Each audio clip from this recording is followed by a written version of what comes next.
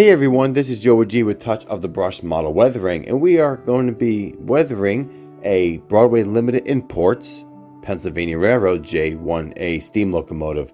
This is a beautiful steam locomotive. It sounds great, it looks great, and now we're going to dirty it up. And I found a picture of a J-1a that is rather interesting. It's different from all of the engines that I have weathered in this collection for a friend of mine who also is a client. And it's actually more of a personal video that I'm doing here. He recently passed away, and the good thing I like to say is that his collection is going to be preserved, and all of his research on the Pennsylvania Railroad will be put to great use in further modeling and historical purposes. And so we're going to get started here, and I am masking this entire locomotive from the bottom up to the boiler so that we can have the boiler visible for a dull coat. And then I use Anita's Acrylics brown paint for the base of the locomotive. So the base color for the boiler is a brown and a black mix so that it will look more of a grimy dirt color. Now the picture, I don't know if it's based off a actual steam locomotive or it's maybe has manipulated because of the film that was used in those days. Regardless, we're going to be weathering this steam locomotive looking like that photo, and there is a lot of dirt on this steam engine. Normally you'll see a lot of grays and blacks and whites. Here we're going to use a lot of browns, and also of course we're going to use some blacks, and there is a little bit of that licensing, and that my client likes to have the ash and the heat of the fire pit and the boiler shown on the very end of the steam locomotive. He likes that. He loved having that white, and so of course I'm going to add the white for him especially. And so we dilute this brown and black paint, and we just constantly have a variety of coats, and we go over and over and over it.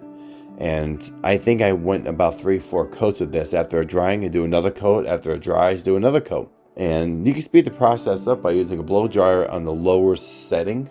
That way you don't melt the plastic or it doesn't heat, and you don't do stuff like that. So I'm showing here a grunge gray weathering powder. I do not know the company. I wish I knew the company. And it's only because I have received it as a gift from another client who I have weathered some really, really nice stuff for. And so I may show some photos of that particular models I've done for that client. But this grunge gray is really like a dirt color, and I do layers upon layers, and I layer the powders. And so I used the whole steam engine with that gray color, which is almost like a brown. And then I go in with the front of the nose and the end of the front end of the boiler, and I use some of that black soot powder. And then we go to some of the gear valves and the piping, and all the way to the end of the smoke box where the cab is, and I will use some of that white powder.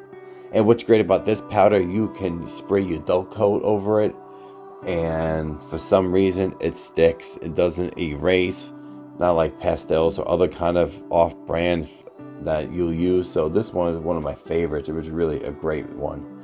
Another great technique is you put your powder, this particular powder, on your locomotive, especially steam engine. I go back with some diluted paint and I go over it, and it sticks tremendously, and the color actually slightly changes to appropriate what the prototype is. Now we're working on the tender.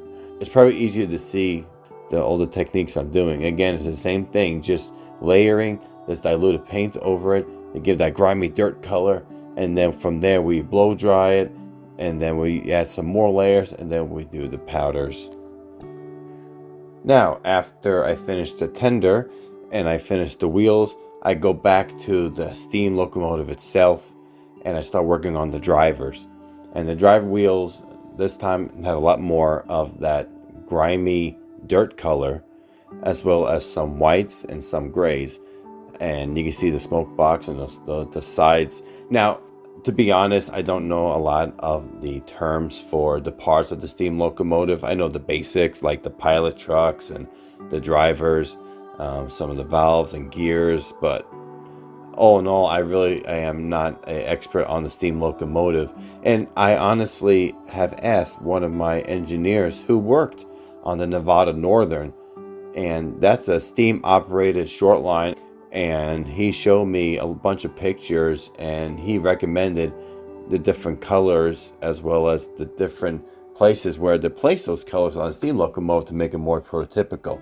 But you can see here, after adding the drivers and the pilot trucks and the wheels in the back, underneath the cab, I have used that grimy dirt, that grunge gray, and a little bit of that soot and some white. So I like the white on the wheels. It makes the wheels stand out more, gives them more character. Now the very front steam engine, just like the photo, has a lot of that dirt color, and so that's what we're doing here.